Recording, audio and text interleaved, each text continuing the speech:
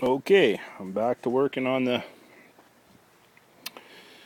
John Deere SRX95. So, I got the carb off, I got it cleaned. Well, I don't have it cleaned yet, but say I did. Now I got to taking off the flywheel shroud because it was all dented in and was kind of hitting the top there, and then I tried to turn it over by hand and it got stuck. So, I instantly thought, oh great, I could move it about half a turn and then it would just totally stop.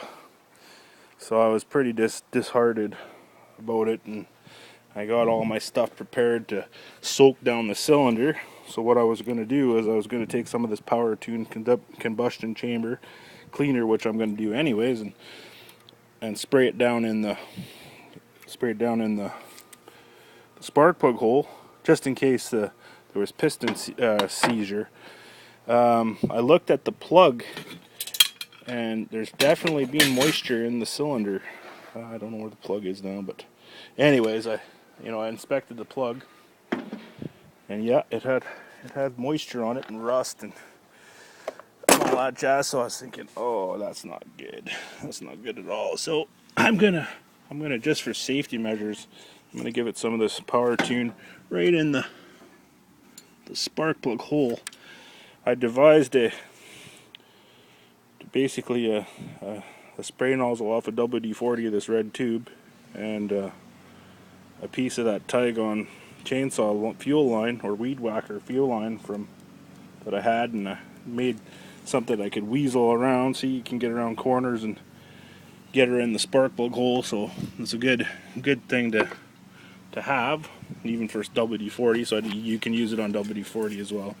So I'll spray up the cylinder with both and let it sit, just in case there's a sticky ring or whatever. This stuff will loosen it or clean it up anyways, the valves a little bit too.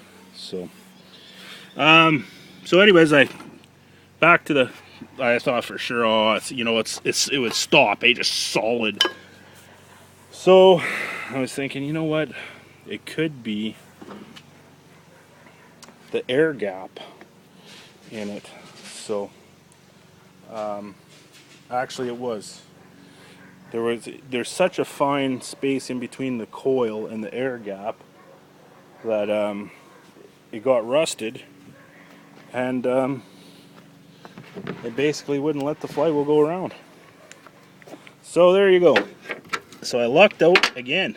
I tell you, I must have horseshoes, because I don't know. I thought for sure this motor had a spot where it was seized, like a rough spot, but nope, she's good. So this is looking better than before when I thought it was seized. So I was gonna let it sit for a week, but I don't think I have to now. So I'll take off this, and I could show you what I mean, because basically the coil is situated just up here, and it runs out to your spark plug, obviously, right? Well, there's the plug there.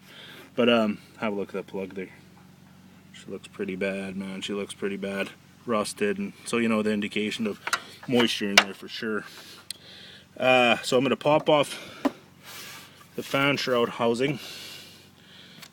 That'll pop off a lot, and then I'll clean up the coil in there. You can see air gap, and so it would stop because the flywheel is rusted.